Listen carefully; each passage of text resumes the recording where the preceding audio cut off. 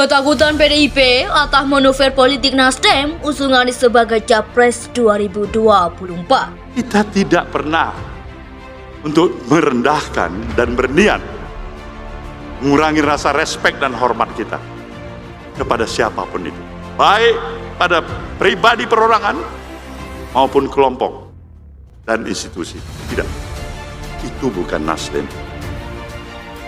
Tapi kalau ada yang bersalah sangka kepada kita harus arif dan bijaksana.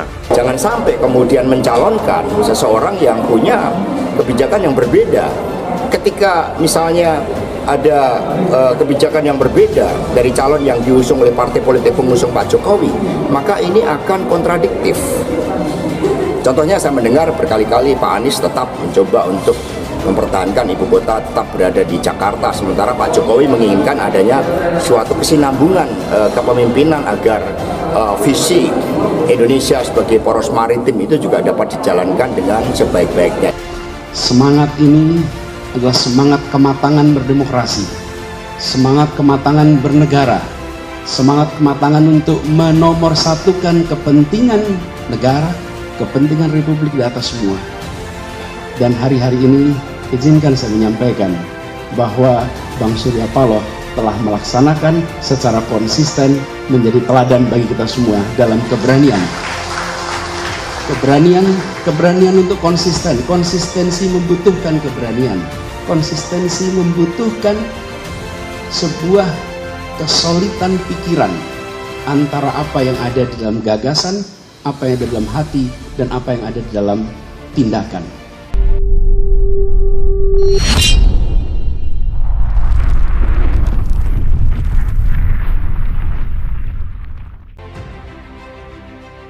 Ketakutan PDIP atas manuver politik Nasdem usung Anies sebagai Capres 2024. Dinamikan politik setelah pengumuman Anies Baswedan sebagai kandidat calon presiden Partai Nasional Demokrat atau Nasdem mulai menyeruak. Respon atas pengumuman ini membuat panas Partai Demokrasi Indonesia Perjuangan atau PDIP. Nasdem mendeklarasikan Anies sebagai Capres untuk Pilpres 2024 pada Senin 3 Oktober lalu.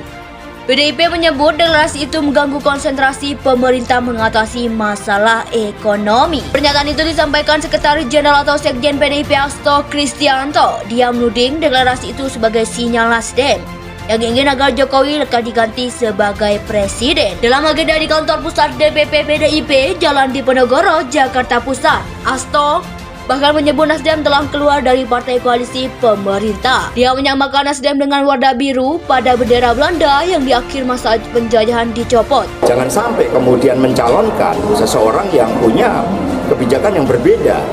Ketika misalnya ada kebijakan yang berbeda dari calon yang diusung oleh partai politik pengusung Pak Jokowi, maka ini akan kontradiktif.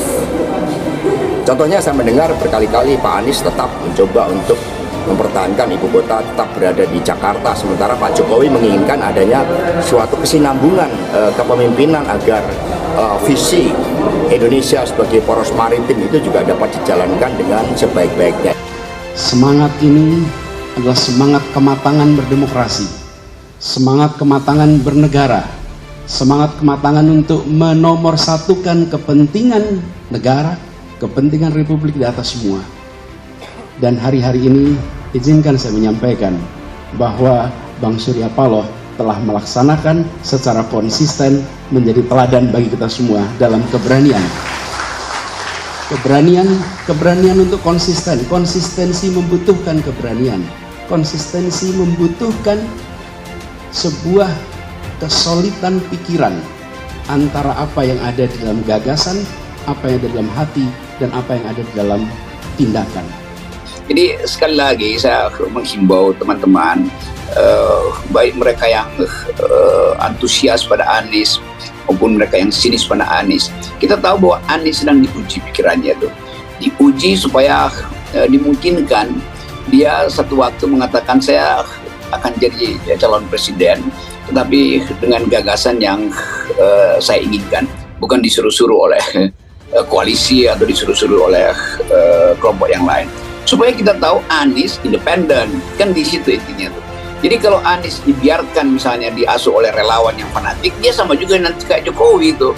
Kita tidak pernah untuk merendahkan dan berniat mengurangi rasa respek dan hormat kita kepada siapapun itu, baik pada pribadi perorangan maupun kelompok dan institusi. Tidak, itu bukan Nasdem. Tapi kalau ada yang bersalah sangka kepada kita harus arif dan bijaksana.